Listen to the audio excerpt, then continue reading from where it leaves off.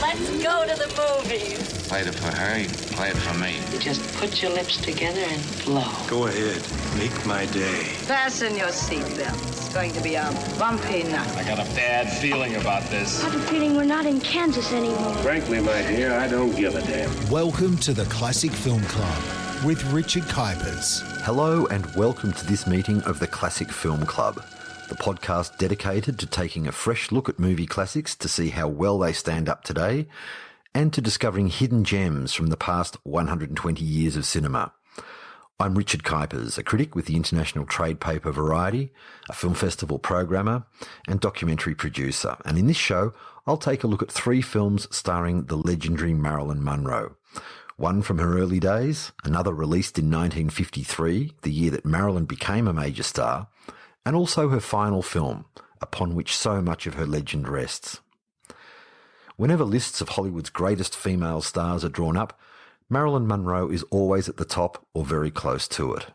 Katharine Hepburn, Bette Davis, Audrey Hepburn, Greta Garbo, and Ingrid Bergman are among other great names that constantly appear, but Marilyn dominates.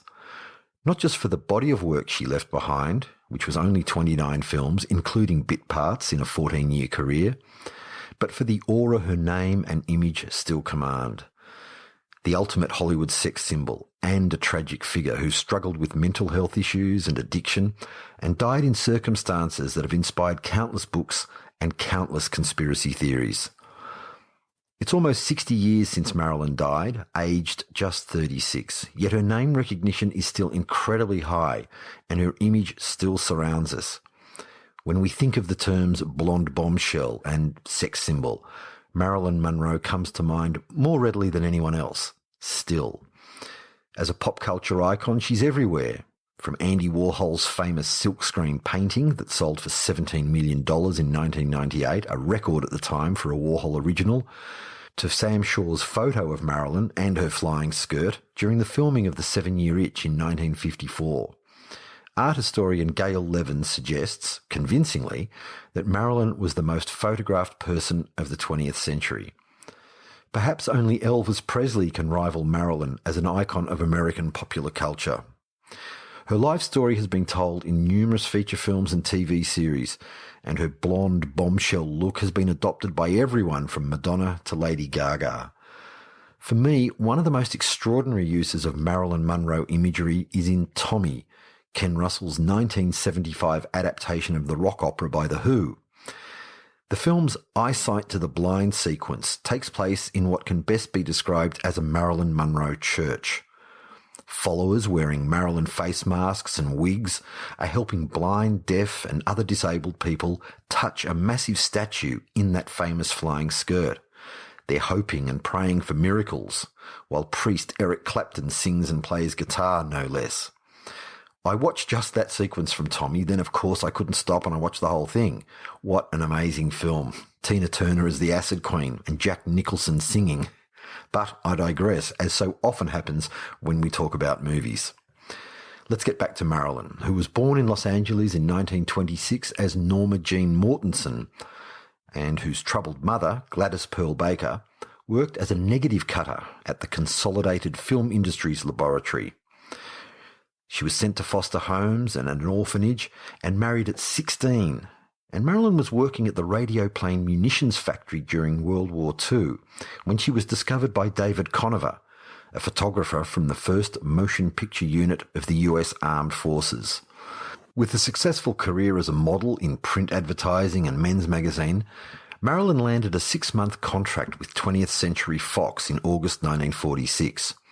She didn't appear in anything before her contract expired and was given a second contract, which only led to bit parts in Dangerous Years, an undistinguished youth drama, and Scudder Who, Scudder Hey, a forgettable romantic comedy. When this second contract expired, Fox dropped Marilyn before she was picked up by the much less prestigious Columbia Pictures. They bleached her hair platinum blonde and gave her a starring role in Ladies of the Chorus, which is where I want to stop for a while and look a little bit more closely at the very first film to have Marilyn Monroe's name in large letters on the credits. Running a lean 61 minutes, Ladies of the Chorus is a B-grade, black and white backstage musical romance directed by Phil Carlson, who'd made a few Charlie Chan films prior to this, and went on to direct some terrific crime dramas like The Phoenix City Story and Kansas City Confidential. He also had a huge hit in 1973 with Walking Tall, starring Joe Don Baker. In Ladies of the Chorus, Marilyn plays Peggy Martin, a burlesque performer who's out there on the chorus line, alongside her divorced mother May, played by Adele Jurgens, despite the fact that Jurgens was only 9 years older than Marilyn. On first release in 1948, Jurgens was given top billing. When Columbia re-released the film in 1952, Marilyn was given top spot, and the opening credits were changed to read Marilyn Monroe in Ladies of the Chorus. As a film, it's okay, if nothing special. The standard issue plot finds Peggy stepping out of the chorus line and becoming a star when the temperamental leading lady Bubbles refuses to go on stage. Peggy's biggest fan is Randy, played by Rand Brooks.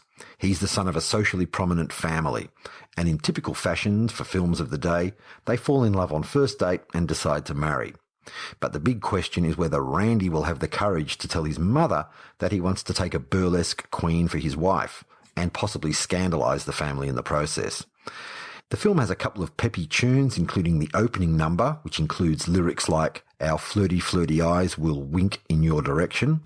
We will throw you all a kiss with sweet affection," and "Every baby needs a daddy," which is sung by Marilyn, and sounds so politically incorrect today as it reinforces the notion that chorus girls are gold diggers hoping to hook a rich boyfriend, like all of the drooling men who come to watch Peggy perform. Toward the end, it squeezes in some social commentary about the unfair stigma attached to women in burlesque, but for the most part, it's a thoroughly average B musical of its time. What of course makes it worth watching is Marilyn, a full 5 years before she would land her next leading role. Although it's an unpolished performance, you can see glimpses of what later made her such a star. The slightly breathy delivery, the combination of innocence and sensuality, a sense of hidden sorrow beneath that radiant exterior. But it's just glimpses.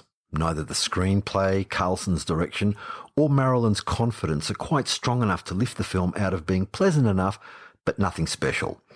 Other points of interest include a very nifty tap dance routine by Adele Jurgens. You can find Ladies of the Chorus online, and it's still well worth a look. It's certainly not a chore to watch, it's a piece of film history, and it's a lot better than the first major films of many other big movie stars. Before she was let go by Columbia, Marilyn did a screen test for Born Yesterday, but she lost out to Judy Holliday, who went on to win an Oscar, playing one of the most memorable dumb blondes of them all. Undaunted, Marilyn continued her acting classes and became involved with Johnny Hyde, who was vice president of the big William Morris talent agency. Hyde paid for Marilyn to have plastic surgery on her jaw, and he wanted to marry her, but she knocked him back. Back on the books at Fox again, she scored small but impressive roles in prestigious films such as All About Eve and The Asphalt Jungle, both made in 1950, supporting roles in comedies like As Young as You Feel and Love Nest, followed by a role in the cracking crime drama Don't Bother to Knock, and another one, Clash by Night, both of those from 1952. 1953 was Marilyn's year. In January, there was the steamy romantic potboiler Niagara, which the American Women's Club movement called immoral, no doubt helping it to become a popular hit. In November came the bubbly, if somewhat overstuffed rom-com How to Marry a Millionaire, and in the middle was one of Marilyn's career highlights, Gentlemen Prefer Blondes, the second film I want to look at in a bit more depth and through 21st century eyes. Talk about starting with a bang. No sooner has the 20th Century Fox logo and the fanfare stopped than Marilyn Monroe and Jane Russell appear in gloriously spangly red dresses and feathered hats singing Two Little Girls from Little Rock, which is just the first of the film's many musical showstoppers. Marilyn is Lorelei Lee, Jane is Dorothy Shaw. They're besties and they're showgirls, not burlesque dancers like Marilyn in Ladies of the Chorus. They've got class and they perform in upmarket venues. Lorelei likes men with the means to buy diamonds, while Dorothy prefers bulky beefcakes to bulging bank balances. Lorelei's engaged to Gus, Tommy Noonan, a nice but clueless nerd whose rich and domineering father naturally suspects Lorelei of being a gold digger. Esmond Sr. is right in a way, but not completely, and that's a crucial factor that makes the film such a crowd-pleasing winner.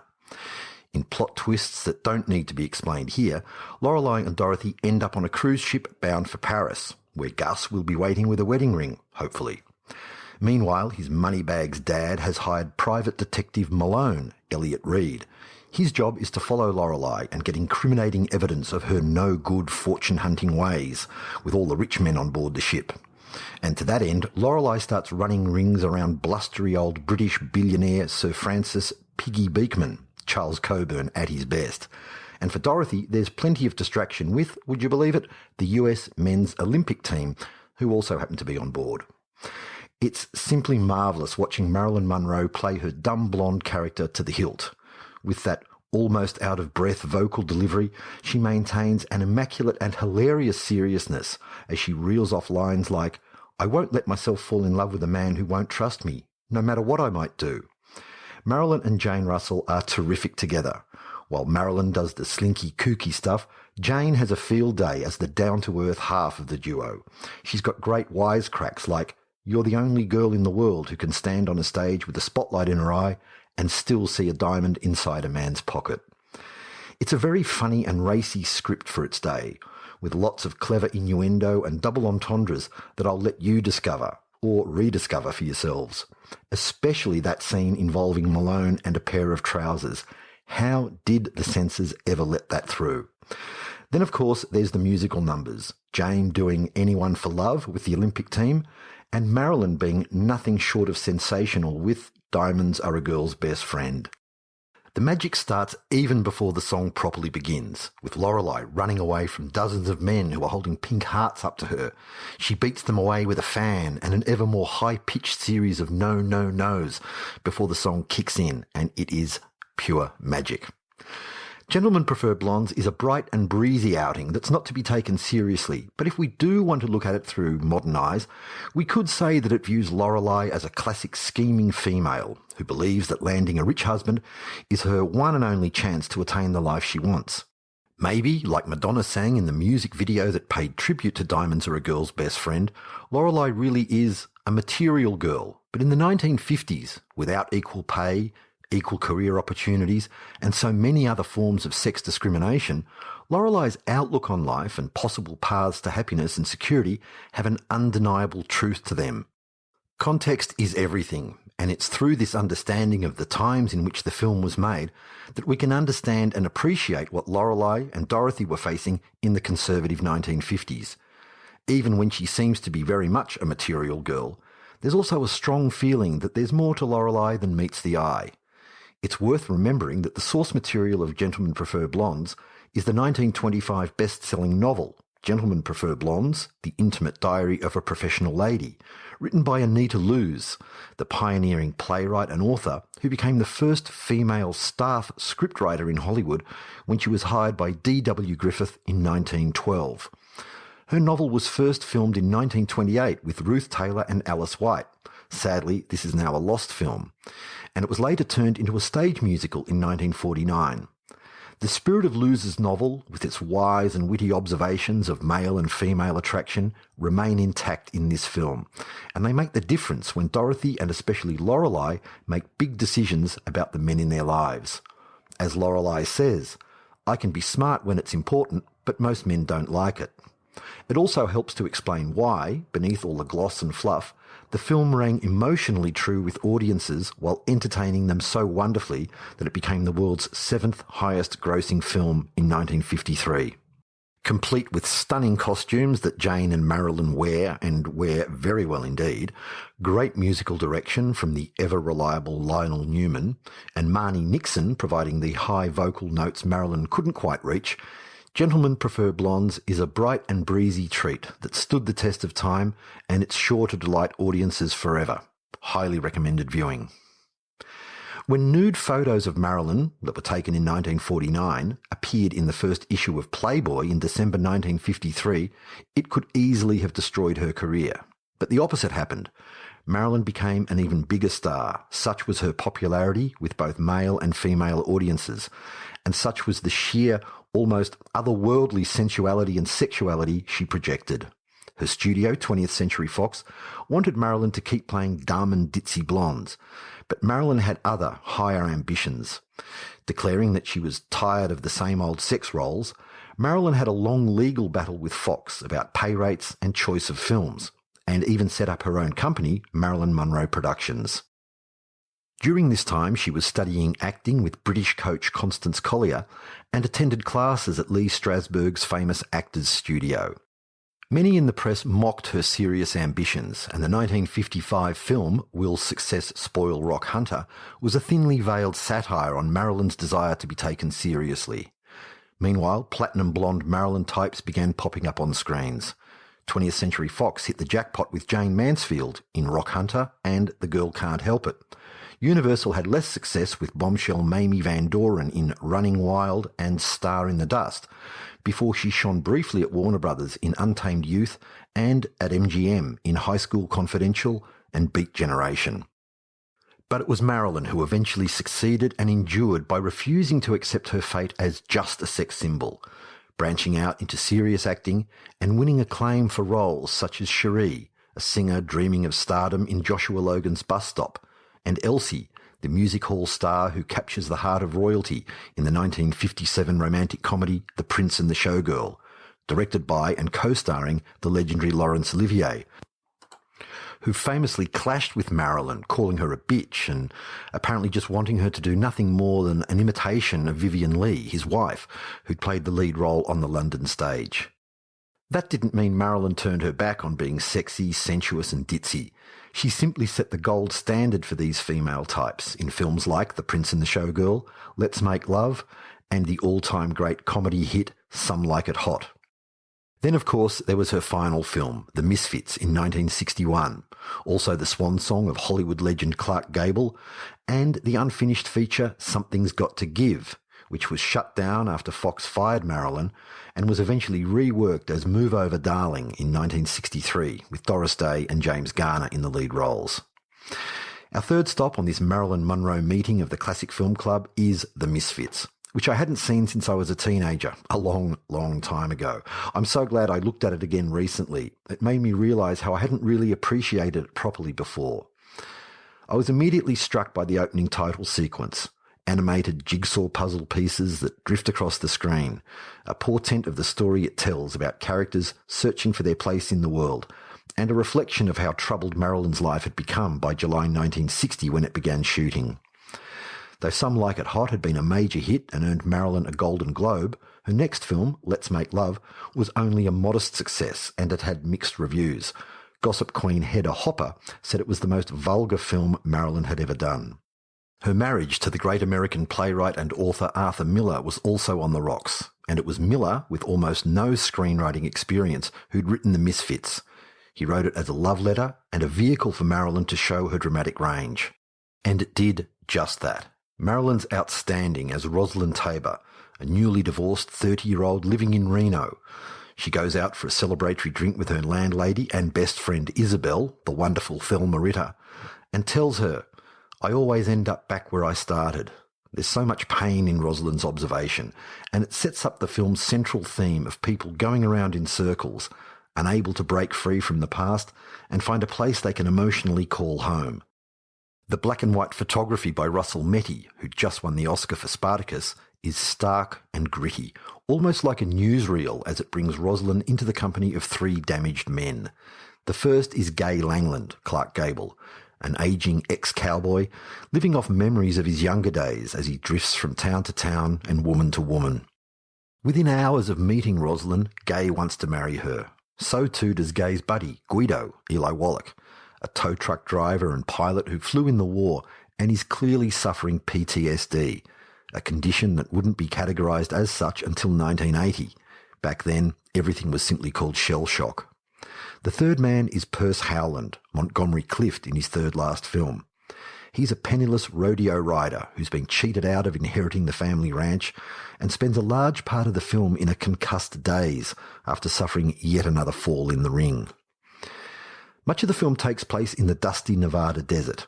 Gay and Guido, and less enthusiastically Howland, plan to make money by rounding up wild mustangs. But when Rosalind discovers exactly what fate awaits the animals, it triggers a dramatic series of events that forces each man to finally look in the mirror and see himself in a harsher, new light.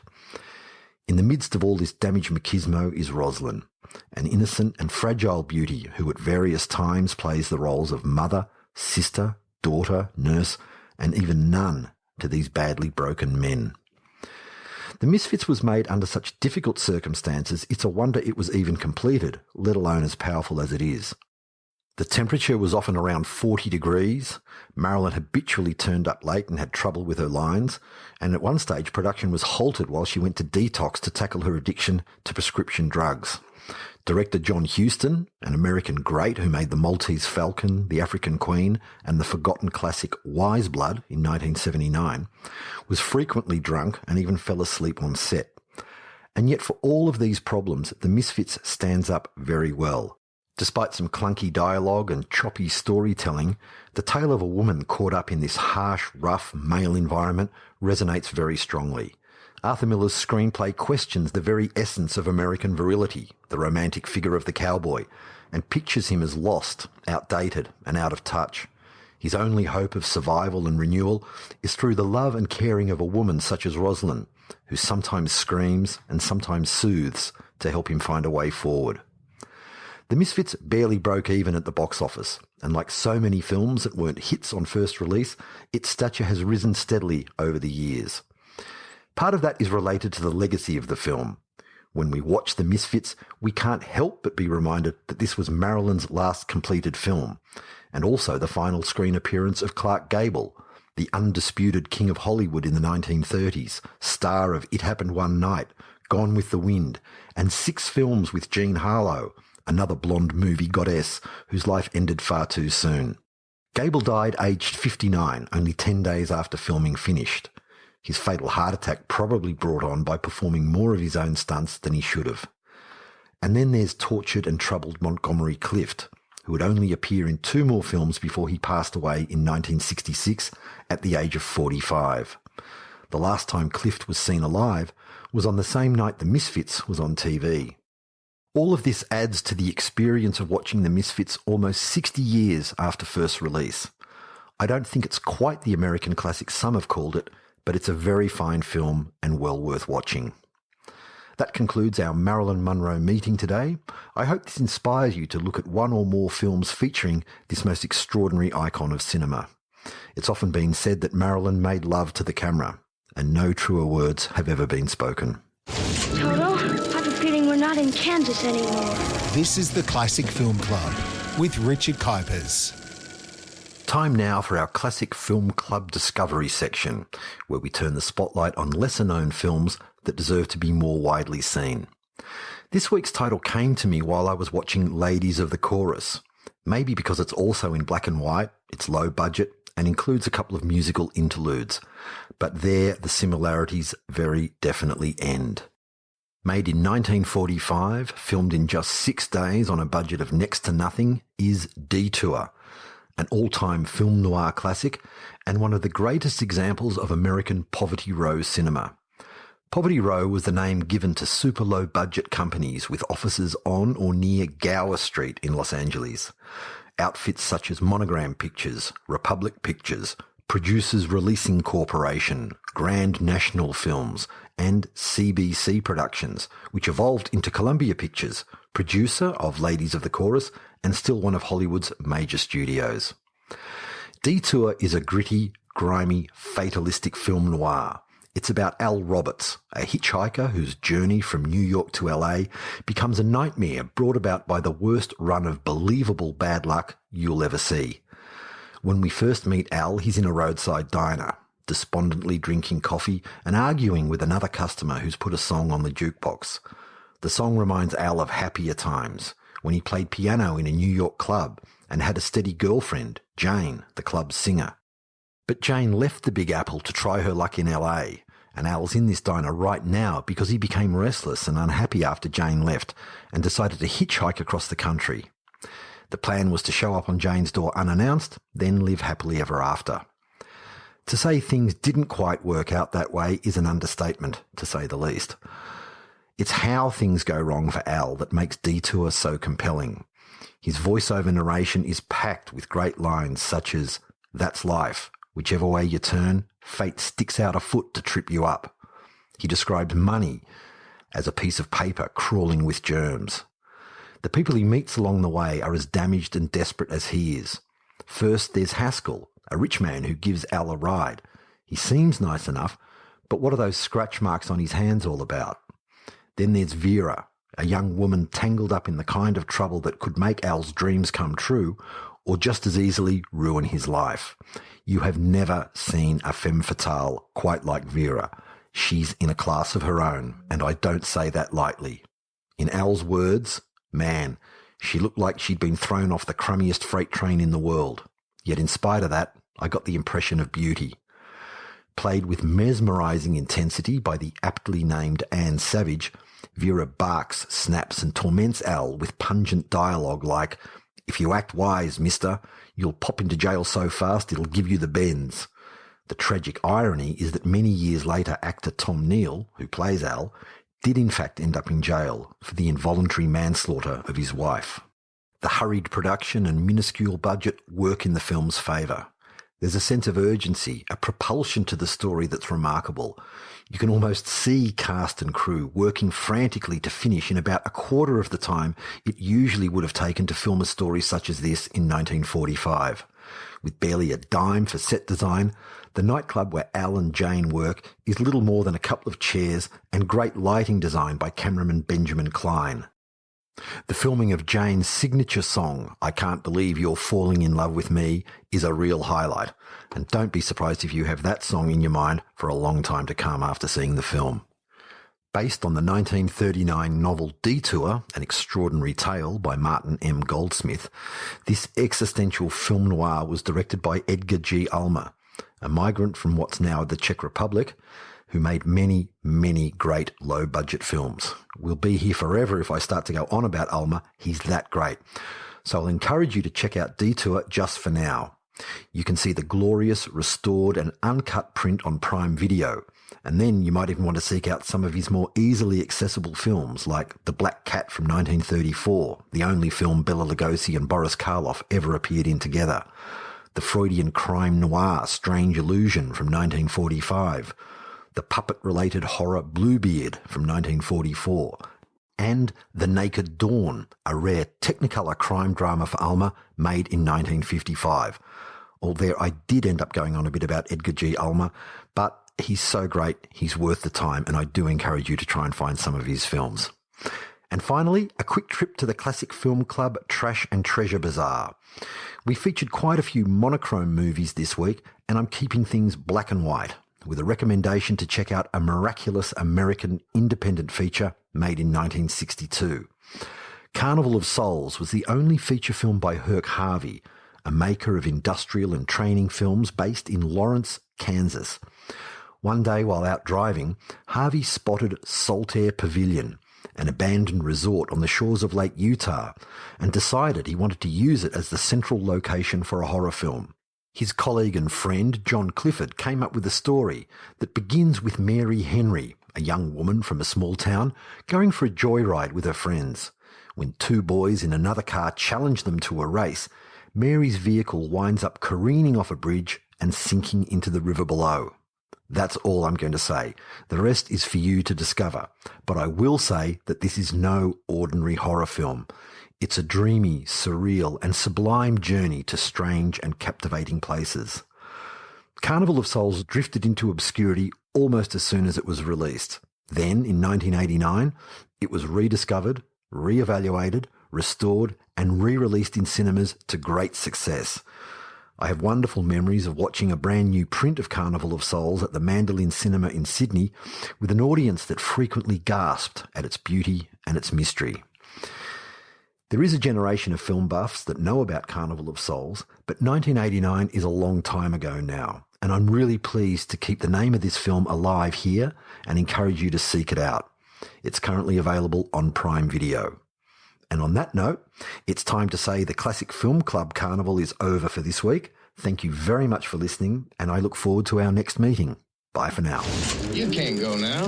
Work here is done. I love a happy ending. You've been listening to the Classic Film Club with Richard Kuipers. Available on Apple Podcasts, Google Podcasts, Spotify, iHeartRadio, or wherever you get your podcasts. This has been another quality podcast production from Bytes.com.